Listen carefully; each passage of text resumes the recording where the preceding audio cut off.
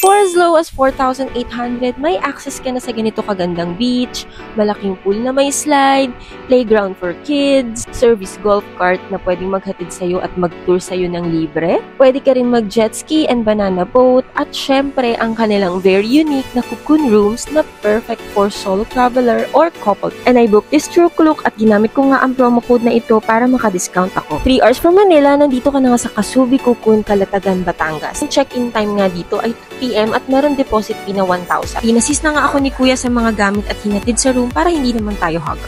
May mga unique rooms nga sila dito for family and big groups kagaya nitong Apollo na aeropods at futuristic ang vibe. Ito naman yung cupola nila na parang igloo at ang kanilang cruiso na nasa beachside. Syempre, dito na tayo sa Cocoon na tutulugan natin. Air condition nga itong Cocoon na to na good for 1 to 2 packs.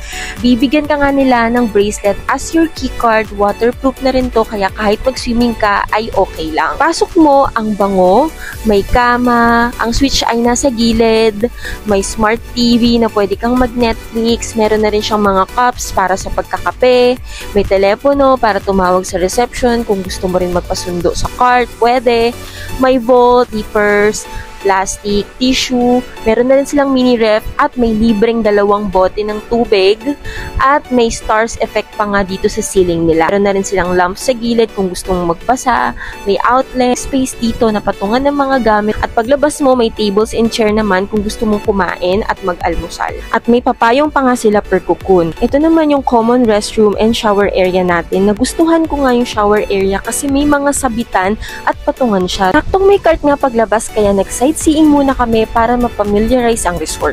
Wala nga masyadong tao ngayon dahil kakatapos lang ng Holy Week para tuloy naming na solo dito. Ito na siguro yung isa sa pinakasulit at affordable getaway na na-experience ko. View access mo pa lang sa beach, panalo ka na talaga. At ang ganda ng amenities nila. Dito nga sa aquaria pool nila, malawak at malinis at walang katao-tao nung pumunta kami.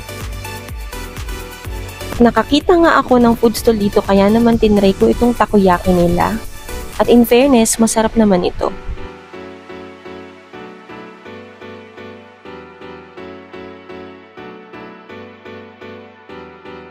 At inabot na nga ako ng dilim sa sobrang enjoy ko mag-swimming. Marami palang pailaw sa resort kapag gabi. Dito ka nga pala sa Captain Barbosa pwedeng kumain. Open sila 24/7 at ito naman ang itsura ng Cocoon sa gabi. And finally, makakapag-rest na rin at ang ganda ng ceiling nila para ka na nag-stargazing habang nanonood ng Netflix. At pagkagising ko nga ito ang bumungad sa akin na view. Pwede nga pala kayong magdala ng pagkain dito guys ha, walang corkage fee.